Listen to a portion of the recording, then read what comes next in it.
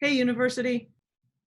It's community meeting for Monday, March 23rd, 2020, the beginning of week 2 of e-learning. It's been a little over a week since we've all been together, and I've got 2 ideas on my mind. The first is from British dystopian novel Brave New World by Aldous Huxley.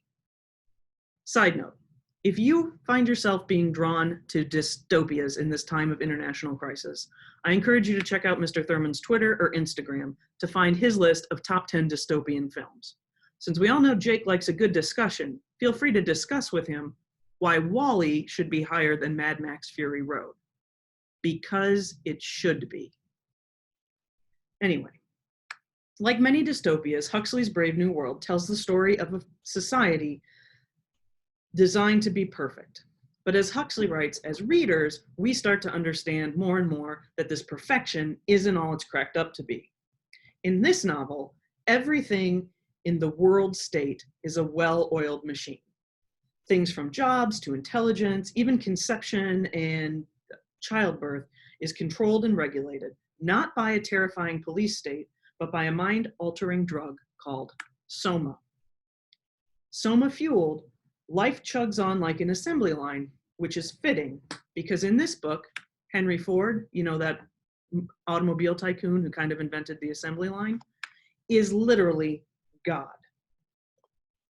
In fact, at one point, a prominent character remarks, "Ford's in his flivver, everything's right with the world."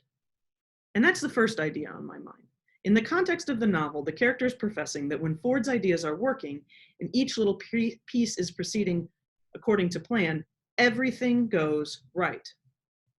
The irony of this, of course, is that that flivver was Ford's single-seat aircraft, hailed as the Model T of the skies, that unfortunately crashed and killed the pilot in the Atlantic Ocean during prototyping and was discarded soon thereafter. But enough about that. We've read dystopian novels enough to know that as soon as someone thinks things are going right, everything goes wrong. And in fact, that's the case in Brave New World. The other idea on my mind, however, comes from William Shakespeare's The Tempest, the play that actually gives Huxley the name Brave New World for his book. In The Tempest, Prospero, yes, that is Patrick Stewart playing him, is a magician and the former Duke of Milan. He's conspiring to get his title back, so he causes a big storm and there's a shipwreck and all of that general threatening and taunting and performing and tomfoolery that you find in any good Shakespearean comedy.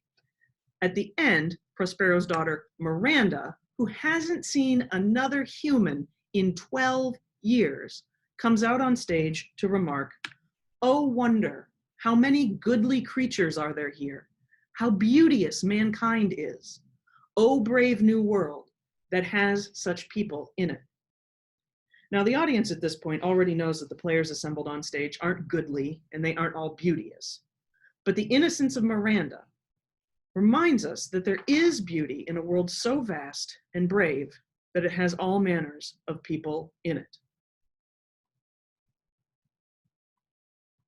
So why am I thinking about this now? While staying away from public spaces in my own effort to flatten the curve, I've still been coming into work most days. And when I'm not sitting in my office, like I am now, I'm sitting out in the lobby at appropriate social distance with Dr. Vesper. And this has given me an excellent view of the foot traffic in and out of West Park. In the last week, I saw more people walk to the park with their families, with their dogs, with their significant others than I've seen in the past month. Now, I know part of this is due to warmer weather, but if I'm trying to find a silver lining in the middle of a pandemic, I like to believe it's also due to the fact that being home has forced us off of that assembly line lifestyle. I don't know about you, but 2 months ago, I pretty much knew how each day was going to look. Different things would happen, but the rhythm was basically the same. Now, things are different, and they should be. But they don't have to be boring. Our rhythm is different, but that's not always a bad thing.